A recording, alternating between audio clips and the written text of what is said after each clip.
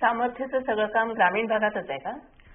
नाही, पुण्यातल्या बांधकाम मजुरांच्या मुलांबरोबरही काम सुरू आहे. खरं तर कामाची सुरुवात तिथूनच झाली, पण मी ज्या प्रकल्पावर काम करते ना तो जुन्नर आणि आंबेगावच्या आदिवासी भागात आहे. मग राहतेच तिथेच का प्रकल्पाच्या ठिकाणी? मी राहते पुण्यात, पण महिन्यातले 10 दिवस तिथे असते. उरलेले दिवस मग पुण्याच्या कार्यालयातच काम करते. बर.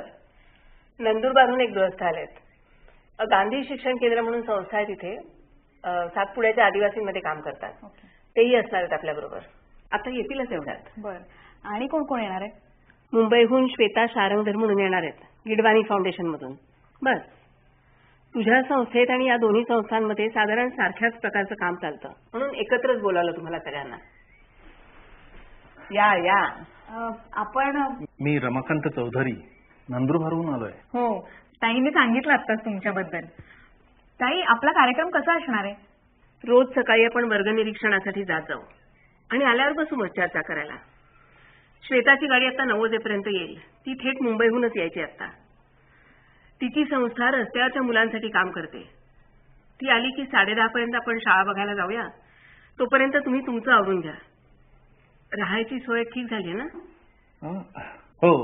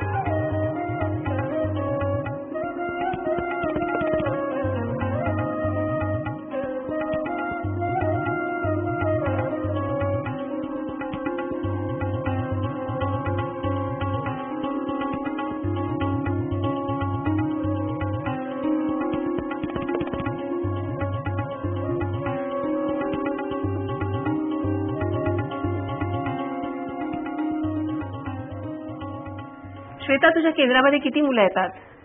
वेल, इट डिपेंड्स, पण साधारणपणे 25 ते 30.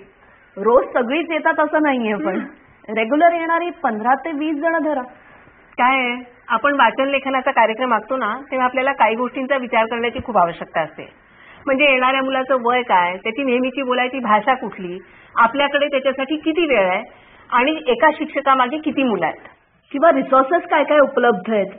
हा, त्याचा तर आपण सविस्तर विचार करणारच आहोत.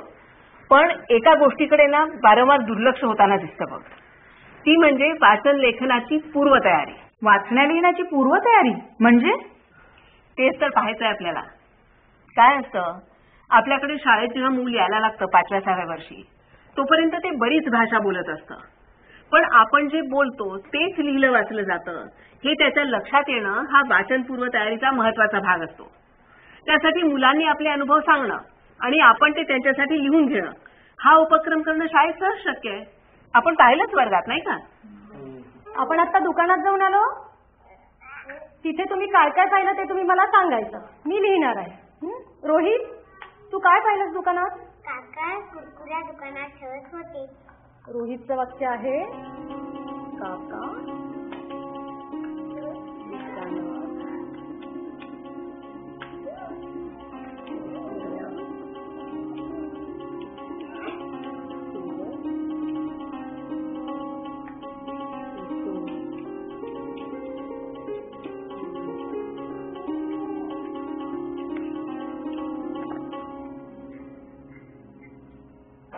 कांतीलालने काय पाहिलं? बल्ब पाहिले.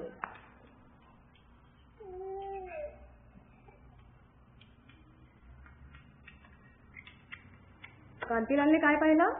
बल्ब. प्रांजळ, काका काय करत होते?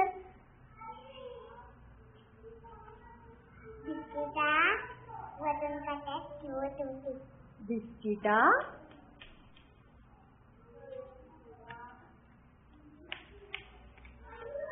बिस्किटा वजन काट्यात ठेवत होते. हे कोणी सांगितलं आपल्याला? प्रांजळने सांगितलं. परीक्षित, तू काय पाहिलंय? विजय चॉकलेट देत होता. विजय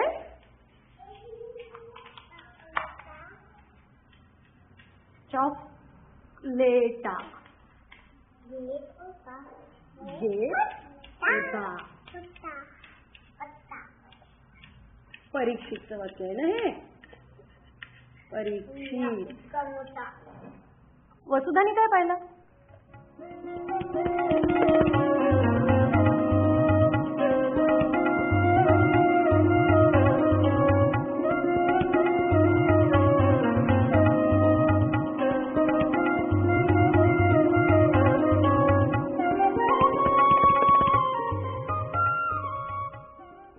कोणी सांगितलं?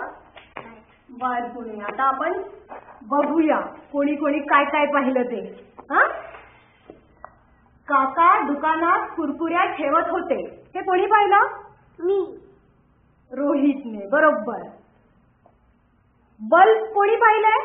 नेहा. कांतीलालने पाहिले. बिस्किटा वजन काट्यात ठेवत होते. हे कोणी सांगितलं? मी. प्रांजळने सांगितलं. बिस्किटा वजन काट्यात ठेवत होते. हे कोणी सांगितलं?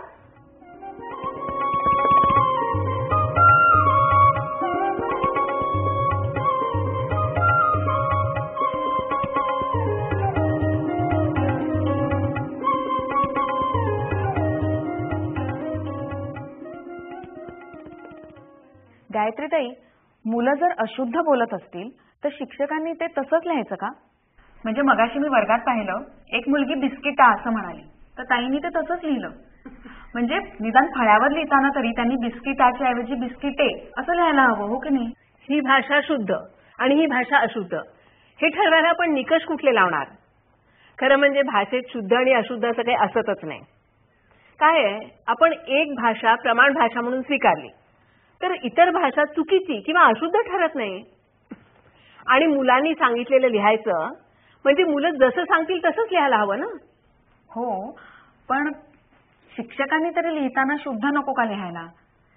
म्हणजे ताईंनी विजय मधला वी दीर्घ लिहिला होता.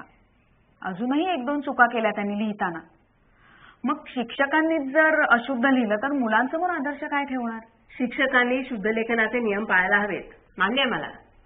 पण काय आहे ना, आमच्यासारख्या ग्रामीण भागात अनेकांना शुद्ध लेखनातच अडचणी येतात. आणि आपण जर सारखं त्याच्यावरच बोट ठेवायला लागलो तर त्यांचा शिकवण्याचा उत्साहच मावळून जाईल. आणि शेवटी महत्वाचं काय आहे, भाषा की शुद्ध लेखन? या उपक्रमाचा उद्देश काय आहे, तर मुलांना प्रमाण भाषा शिकवणं हा नाही. मुलांना लेखी भाषा ही बोलण्याच्या भाषेचंच एक रूप आहे हे जाणवून देणं हा उद्देश आहे. मग आमच्याकडची मुलं जर पावरीत बोलली तर शिक्षकांनी काय पावरीत लिहायचं? काय हरकत आहे?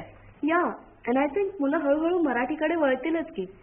आमच्या केंद्रात मुलं बऱ्याच वेळा हिंदी आणि मराठीचं मिश्रण वापरून लिहितात सुरुवातीच्या काळात. मुलांना वाचन लेखनाकडे वळवताना प्रमाण भाषा थोडी बाजूला राहिली तर काही बिघडत नाही असं मला वाटतं.